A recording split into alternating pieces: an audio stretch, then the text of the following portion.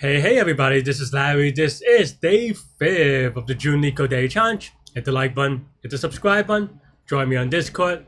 Let me know what you think about today's problem, which is apparently done before. But anyway, today I went to a workout class. I'm very tired.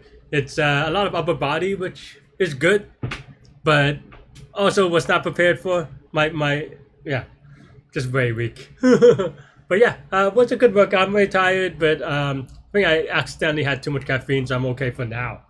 All right, let's take a look at today's problem though. 1061 lexicographically smallest equivalent string. Okay, you're given two string of the same length S1 and S2 and a string-based string. We say S1, S2 sub I are equivalent characters. Okay. For example, if A, B, C, and C, D, E, then if A is equal to C, B is equal to D, and C is equal to E. Okay? The equivalent... Okay, so the equivalent classes, like... Okay, maybe. So what does that mean? So, okay, so it's transit... I think the...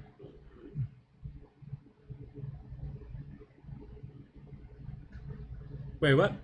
Oh, I see. I see. So S1 and S2 is just like an input to... like, it's almost like edges, right? So that's basically the idea.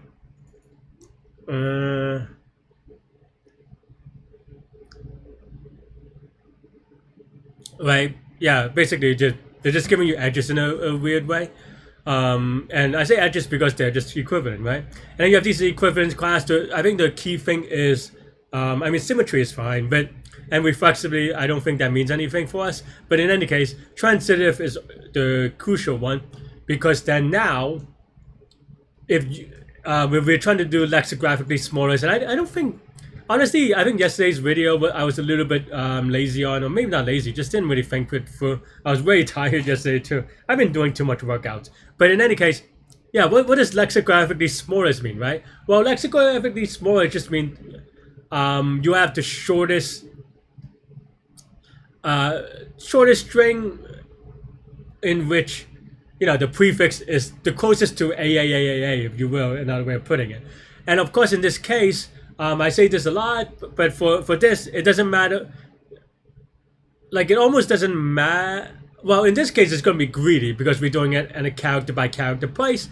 And as a result, it's greedy because, well, you want to greedy on the first character, right? You want to be greedy on the first character because, let's say you have this character and versus this thing.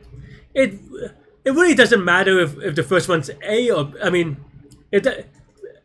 after you select the first character, the rest of the characters almost doesn't matter, right? In a greedy kind of way, because it doesn't matter if they're really quote unquote big, and this is unquote unquote small, because as long as you have an A, it's going to be smaller than B.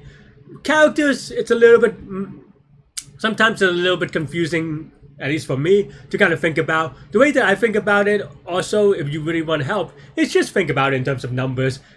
If you convert A to zeros and Z's to nines, you could see that, okay, you have this number, if you will, and then you have maybe B is like a 1, and then again A is 0, then now you have all this number. Well, which one is smaller? It doesn't matter what the rest of the number is, right?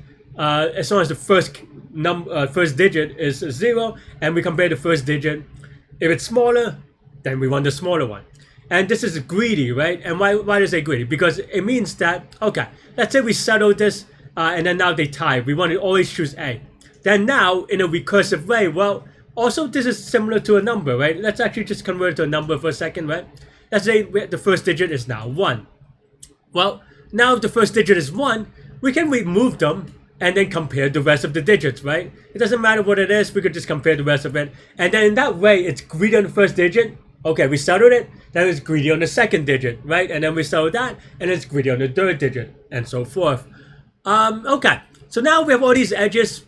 I think the question is just going, well, we have these characters, what's the smallest that we can get for each character, right? And there are a couple of ways you can do this. Maybe you could call it,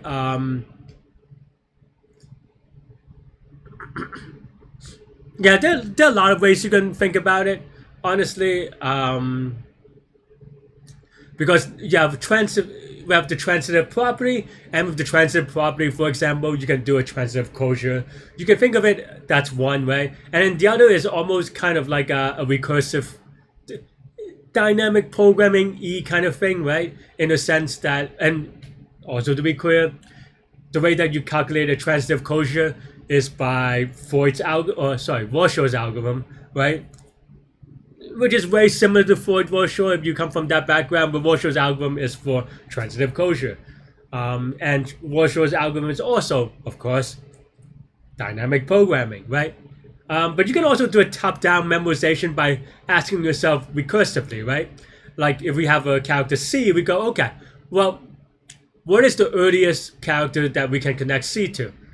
Okay, is it maybe maybe directly, right? Maybe it's a B. Then now we're at B, we go, okay, what is the earliest character B can connect to? Maybe it's an A. And then you just kind of keep on asking it until it is the earliest character. And then now, of course, if you kind of think of it that way, then for each character, you only have 26 characters, and each of them at most will get 26 other characters. So then that's going to be n cubed, right, as a result. And that's it, right, because you have to do one, or maybe that's the n square, actually. No, it's n cubed. No, that's n square. Oh, I see. Yeah, it's because I'm trying to figure out why that is n squared instead of n cubed, and the reason is because we're not in the dynamic programming part. Even though Warshaw's algorithm and transitive closure, and let me write it out so that y'all can Google in case y'all, and transitive closure, right? In case you're like, all right, now it's not explained enough. You want to Google it. This is what it is, right? So Warshaw's algorithm is dynamic programming, but there's a non-Warshaw's algorithm dynamic programming solution. That's basically what I want to say. And we can play around with that, right? Yeah, let's do it that way, because I think it's not something that I do. Because I think my first idea that would come to my mind is Warshaw's algorithm. And Warshaw's algorithm is, of course, n cubed, right? And, well, it's n cubed where n is the size of the input of the algorithm. But in this case, n is the number of alphabet, right? Because you can have, if you think about each character as a node, and each edge being this equivalent class, then it's gonna be alpha cubed, which is 26 to the third, which you can do all day, right? But we'll do slightly even better than that, right? So here we go, okay, well, let's set up the edges first, right? So S1, S2, right? And it should be pretty simple, right?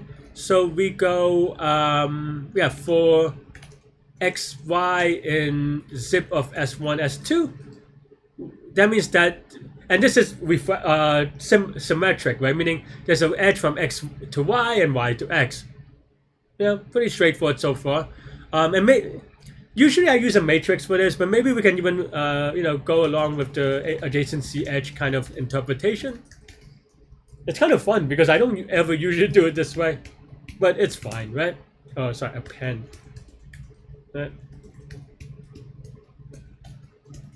Right? So you have these two things. It just declares a list. And honestly, maybe we don't even have to do it both ways. I mean, this is the reflective. I don't know. It's a very natural way for me to write it without thinking about it, to be honest. But maybe we don't have to, right? Because maybe we can do like if x is less than y, or well, in this case, if y is greater than x, then you want to go from y to x. It's almost like now we're doing a DAG, right? Because you want to go only smaller anyway. Oh, then I did this well, yeah. Because if x is greater than y, then you want an edge from x going to y, right? Else, you have this as long as it's not the same. I guess it could be the same. I thought it might not be, but okay. So let's just make it explicit then, right? And then now we can just go, okay, well, get earliest or something like that. For some character x, we'll memorize it by putting it in cache. Yeah, I've been kind of not doing the long explanation of dynamic programming lately. Let me know in the comments if y'all think I should go a little bit more to the basic for dynamic programming, because I feel like recently I've been just kind of hand waving it away a little bit. But that's because, to be honest, that's because I have a lot of dynamic programming videos in which I explain the details. But maybe I have to, alternate a little bit. Let me know in the comments. But yeah, all right. So then now, so best is equal to x, so that if there's no edges, then it'll return itself, right? And then now we just go. I guess there are a couple of ways to. Actually, I'm a little bit dumb here, right? Because here we don't even have to. Like we could just set this up more precisely, actually, right? Because what I was going to do is like for C in authorization C list of X, then we go, best is equal to min best of C, and you could do it for characters and return best, and that's it. But however, then now we actually could do a little bit better, right? We can just do, maybe this is, we always set up the best here, right? And then now best of X is equal to min of best of X, Y, right? Otherwise, best of Y is equal to best of min of best of Y, X, right? So then now, then all we have to go is if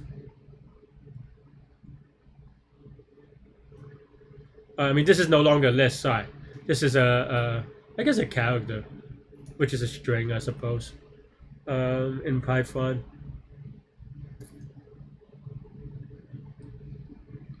I mean, that's correct, but it's a little bit awkward because I want it to have itself, right? So okay, so if that means that if X is in best, that means that there is at least one edge, then we just return best of X. Otherwise, we return X, right? Because that means that it's not found, meaning that it itself is the longest thing. And that's it, right? So here we already optimized. So then now the question is, what is the complexity here? I thought it was going to be n squared, but I am we are even better than that, right? In that, how many inputs are there? X can be only A to Z, which is of course 26 characters. And each of these just do all of one, that's the number of inputs is 26. And each input does at most all of one work. All of one because, yeah, you either do this or this, given with the memorization, right? So that means that in total, this is all of alpha time, right? Because we have 26 or all of 26 times, if you want to say that.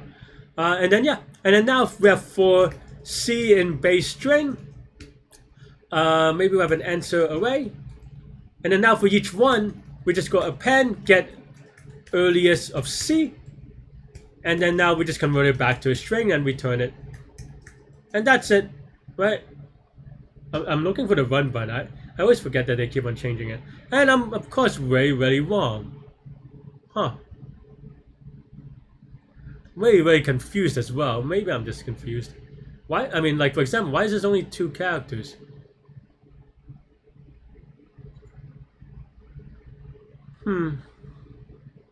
Oh, I see.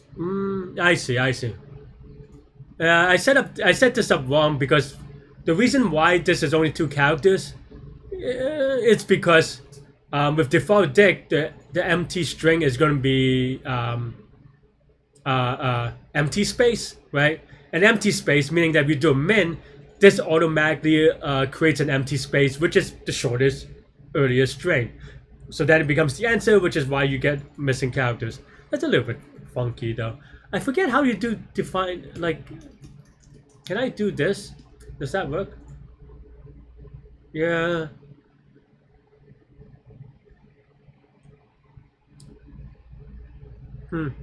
I forget how I do. There is like a syntax in which you can do the default deck as a function of that thing, but okay. I mean, it is what it is. We'll just kind of put this here and then write if X is not in best of X is equal to X, right? And that should be good, right? Oops. Yeah, but then that means that this will always change. So then now we have to change the base case a little bit to if best of X will always. Is that true? I guess if. Okay, I mean, I guess this is still true, but or this part is still true. If it's not in best, then we return this. But then if it is in best, we check that if, or maybe we just do an if statement, right? If x is equal to best of x, then we would just return x. Otherwise, we return best. No, we have to do a not thing. This is very awkward. So if this is not in best, or this, right? Fine. Otherwise, oops, best of x, right? Something like that. Still wrong apparently. Why? S. Oh, I go to R but not K. If X is not in best, or that's funky. We can print out best though. So okay, so we have S goes to R, R goes to K. So that means that I am really wrong in the way I'm writing my DP.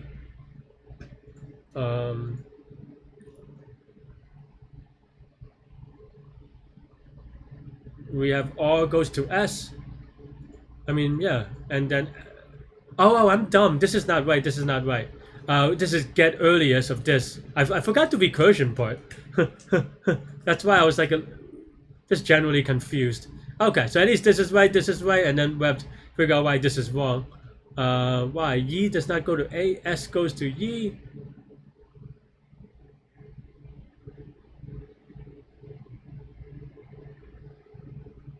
E doesn't appear anywhere else. Am I confused? Like, why is this the input? A is connected to O.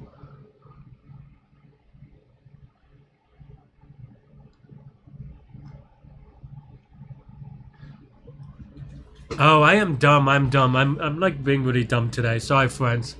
I think I was just wow. That's what happens when you try something new. You're funky. No, this is wrong. Because this goes to the minimum, but that's not the path, right? Because the thing is that you do need the edge. So I think I don't know. Okay. Because I think I stepped up on the greedy incorrectly. But what you needed is the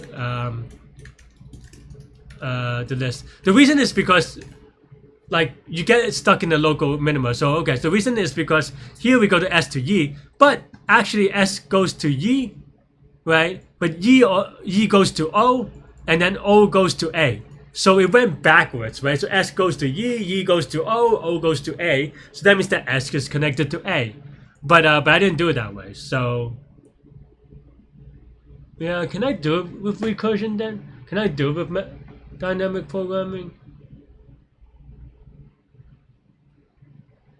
I mean, yes. But yeah, it's tricky.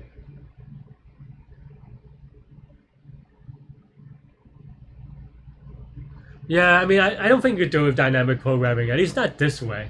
You could do it bottoms up, I think. Which we can do for fun.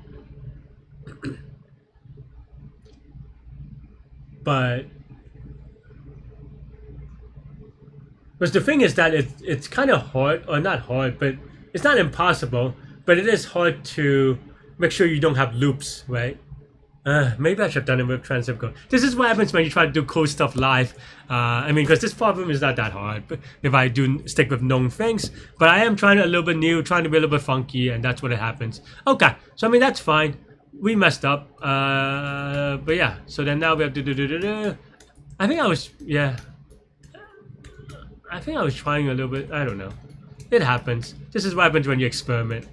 And without practicing enough. Okay, so then now this is adjacency list, right? So this is, I mean, this stuff I think we still probably want to code is fine.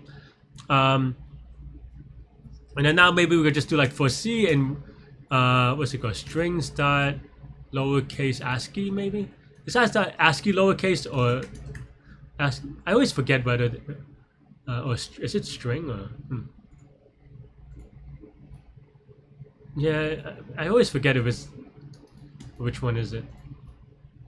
Okay, yeah, that's fine. I mean, we knew that we were gonna have. Okay, so then now we go. Okay, then now we could. So let's just say earliest of is equal to. Let's just make it a map, right? So then now if C is not in earliest, then we have to calculate. And then here we can just use kind of like DP but backwards, or well, kind of like memorization but backwards. So DP, so let's start with a deck that starts at C, right? And then now, because C is, you know, the earliest, then we can just do a first search. I mean, you can also do it with depth first search, actually, to be honest. In that you just kind of like see it becomes connected components, right? Is what I'm gonna say, because anything that is connected, then it's connected, and all that stuff is connected, can always come back to this character. And because we do it in the earliest order, this should be good, right? Yeah. So then now earliest of C is you go to C, right? I mean, that part's fine. Well, maybe we don't even have to do it. Yeah, I think it's fine, actually. Q dot append of C, and then while length of Q is greater than 0, then current is equal to Q dot pop left. Could also be. Yeah. And then now for V in adjacency list of current, if V is not in earliest, then earliest of V is equal to C, and then Q dot append V, right? And that's it, I think. And then now that this is all set up, we can just, well, you know, look it up, right? Sorry, friends. Sometimes, even with practice, you make silly mistakes, and that looks okay, in case you're wondering. So let's give it YOLO submit, and hopefully I make no silly mistakes, and we're good. Yay! 1892 day streak. What is the complexity here? Well, let's take a look, right? So this is 26, right, characters, and then this thing, at most it looks at every character, so that's gonna be all of 26, and that's it. Then we're done. Well, the reason why, okay, no, I lied. I mean, this does at most 26, but the number of edges could also be 26, so that means that this loop is actually alpha square, where alpha is the number of alphabets, the size of the alphabet, and because this is also the size of the alphabet, yeah, though I think it collapses to C alpha square, because then you amortize, because each edge, because I think each edge only gets looked at once, and because it's connected components, right? So total is going to be alpha square, even though this is alpha square in the worst case. Each edge and node can only be visited once, right? Or twice if you count the edges going backwards, but you know, in the big O is fine. This is O of alpha, but this is going to be O of alpha square, right? And that's going to be the dominant component. Maybe I say maybe because I guess. Well, this is not O of alpha. What did I have this to? Maybe I kept that from somewhere else. This is actually O of n time, where n is the size of the base string, right? Because everything here is O of 1, but this is O of n, right? Of base string. And of course, this is, I guess, O of L, where L is the size of S1, S2, which is not the same as alpha. And because it could be else, well, it's over L, but L can be O of alpha square in the worst case. Yeah, that is all I have, I think. I guess I did this twice before, but yeah, that's crazy though. I say what's crazy is that we solved this problem almost 2.5 years ago, and yet it's still in my cache. It's in my cache, or they save it in the cloud. I guess Leetcode must have saved it in the cloud or something, because I don't know. I can't imagine it being in my cache for 2 years, 2.5 years. I don't know. Let me know in the comments either way. I don't know if that's true. But yeah, that's all I have for this one. Let me know what you think. Thanks for watching. And yeah, stay good, stay healthy to your mental health. I'll see y'all later and take care. Bye bye.